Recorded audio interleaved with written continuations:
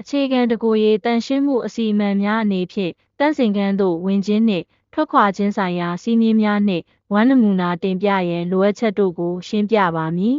။တန့်စင်ခန်းထဲသို့ဝင်သောအခါဦးစွာအလုပ်အဝတ်အစားဂျာကင်အင်ဂျီရင်ပုံးဦးထုပ်နှင့်မျက်နှာဖုံးတို့ကိုအပေါက်ဝတွင်ဦးစွာချုပ်ပါအိမ်သာအတွက်အထူးထုတ်လုပ်ထားသည့်အိမ်သာသုံးပြီးနောက်လက်ကိုဆေးကြောပြီးအဝတ်စားလဲပါတဲ့အလုပ်ဖနက်မှဖနက်သို့ပြောင်းပါ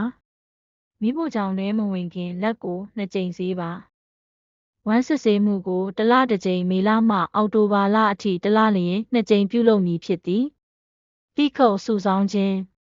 တက်ကဖုံးမဖုံးစေရန်ဘားကုတ်စတစ်ကာကိုရှေ့တွင်ထားပါ။နှစ်ကွန်တိန်နာထဲတွင်ထိမ့်သိမ်းမှုဖြည့်ရှင်းချက်တစ်ခုပါရှိသောကြောင့်အဖုံးကိုဖြည်းညင်းစွာဖယ်ရှားပါ။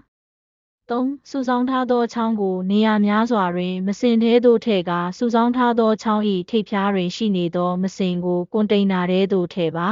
။4. ကလစ်တန်မကြားမချင်းခြင်းကိုတေချာပိတ်ပါ။5. ကွန်တိန်နာကိုမစင်စစ်ဆေးရေးကွန်တိန်နာအိတ်ထဲသို့ထည့်ပါကော်တိတ်ကိုအခွန်ခွာပြီးအဆက်ချထားသောမြင်းအတိုင်းခောက်ကာအဖွင့်ကိုပိတ်ပါ။ကျေးဇူးပြု၍စုဆောင်းသည့်ရက်စွဲနှင့်ခွေးချေနမူနာပုံးအိတ်၏ရှေ့တွင်သင့်အမည်ကိုရေးပါ။